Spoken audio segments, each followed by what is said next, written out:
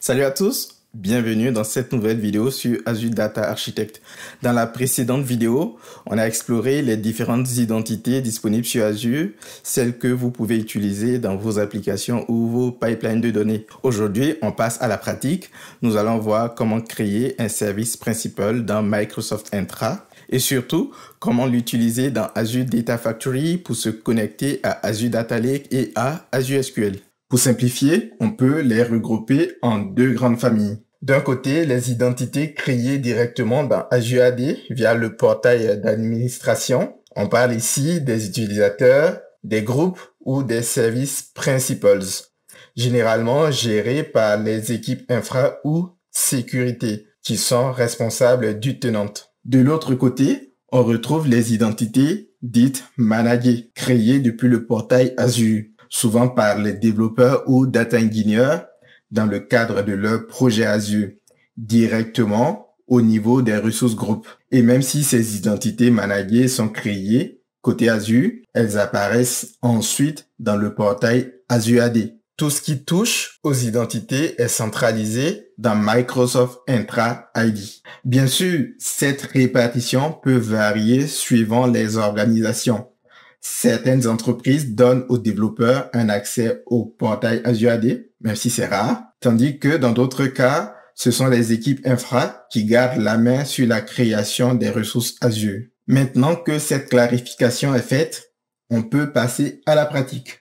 On va voir ensemble comment créer un service principal et comment l'utiliser dans Azure Data Factory pour sécuriser vos connexions et automatiser vos workflows. Je suis ici dans le centre d'administration d'Azure AD ou de Microsoft Entra, accessible depuis l'adresse entra.microsoft.com.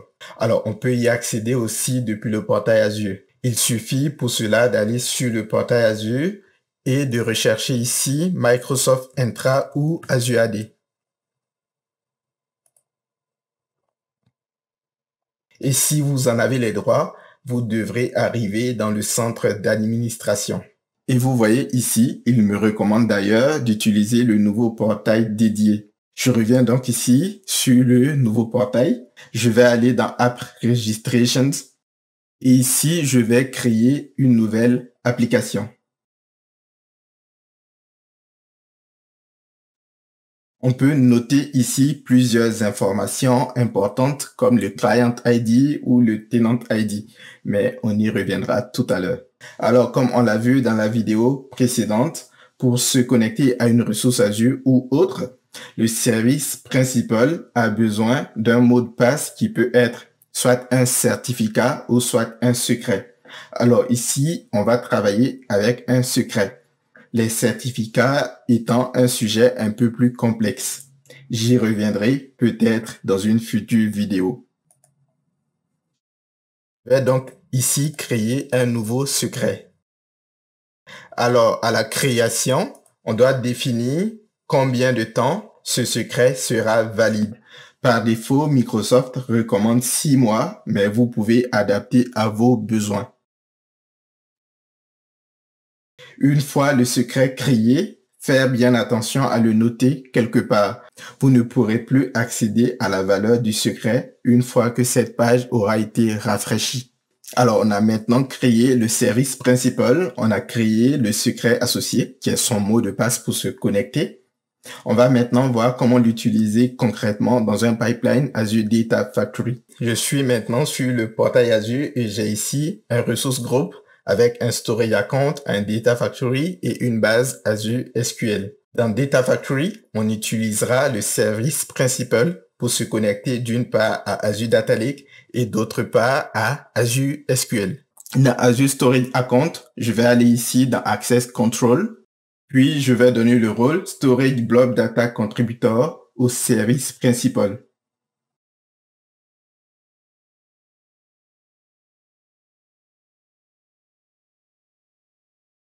Ici, je recherche le service principal par son nom.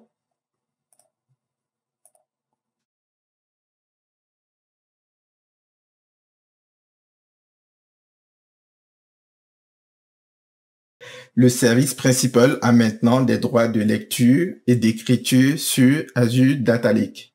Ensuite, dans Azure SQL, je vais créer un utilisateur lié au service principal, puis je vais lui donner ses droits. Alors, je ne vais pas trop m'attarder sur ces commandes. Je reviendrai dans une future vidéo sur la création et la gestion des utilisateurs dans une base SQL Server ou Azure SQL. Maintenant, dans Data Factory, je peux créer un link service et utiliser le service principal pour me connecter à Azure Data Lake et Azure SQL. Pour Azure Data Lake, je choisis le bon connecteur. Et ici, dans type d'authentification, je vais choisir service principal.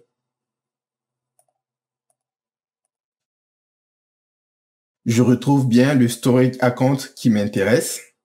Et ici, on voit les informations dont j'ai besoin pour me connecter. Il me faut d'abord l'ID du tenant dans lequel le service principal a été créé. Dans mon cas ici, le service principal est créé dans le même tenant que celui dans lequel je travaille actuellement. Et donc, Data Factory l'a renseigné automatiquement. Alors, vous vous demandez peut-être à quoi correspond concrètement le tenant ID. Le tenant ID est l'identifiant unique de votre organisation, de votre entreprise chez Microsoft.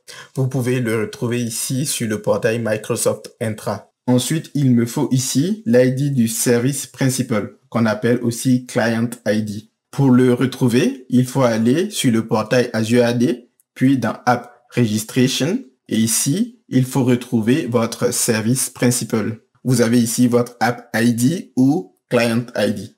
Ensuite, il me faut ici le Client Secret. On va prendre celui qu'on a créé précédemment, donc qui est le mot de passe du service principal. Si vous l'avez perdu, il suffit d'aller au niveau de votre service principal et de créer ici un nouveau secret. Et on voit que ça fonctionne. J'ai maintenant accès à Azure Data Lake via le service principal. Pour Azure SQL, j'ai déjà créé le link service, mais c'est pareil, il faut choisir le connecteur dédié à Azure SQL. Puis ici, vous renseignez votre serveur et votre base de données. Ici, vous allez choisir type d'authentification, service principal, et ensuite, vous renseignez le tenant ID, le service principal ID et le client secret. Et ici, si je teste, vous allez voir que ça va fonctionner. Il se pourrait que ça ne fonctionne pas, mais pas parce que le service principal n'a pas accès à la base de données, mais pour des raisons de réseau. Et pour cela, il faut aller ici sur votre base de données et dans Firewall, il faut bien ici activer, autoriser les services Azure à accéder à ce serveur. Alors, c'est un sujet à part, on y reviendra dans une future vidéo. Alors, pour le reste, je ne vais pas développer le pipeline. Ça reste la même chose que ce qu'on a déjà vu sur la chaîne. Je vous ramène à mes précédentes vidéos sur Azure Data Factory. Ici, le but de la vidéo est de voir comment utiliser les services principaux pour s'authentifier à des services Azure. Maintenant, je voudrais qu'on voit rapidement comment utiliser le service principal dans du code pour authentifier une application. Alors, ça va bien sûr dépendre du langage dans lequel vous développez et surtout du service Azure auquel vous voulez vous connecter. Disons que mon but est de me connecter à Azure Data Lake à l'aide du service principal. Ici, j'ai 3 exemples en C#, en Python et en PowerShell. Dans tous les cas, vous aurez toujours besoin du tenant ID, du client ID et du client secret.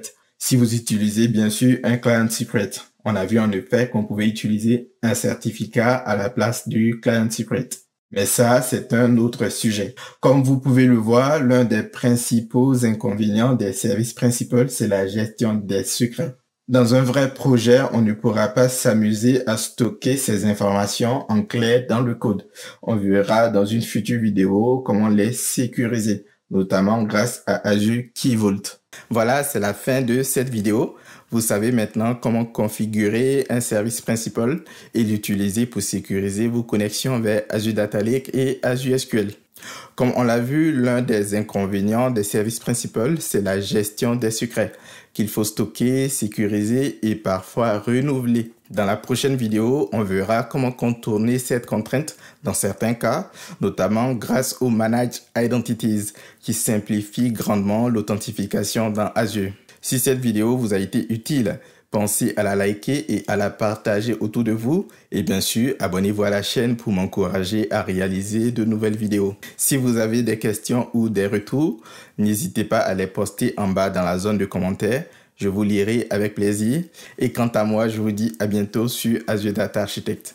Allez, salut!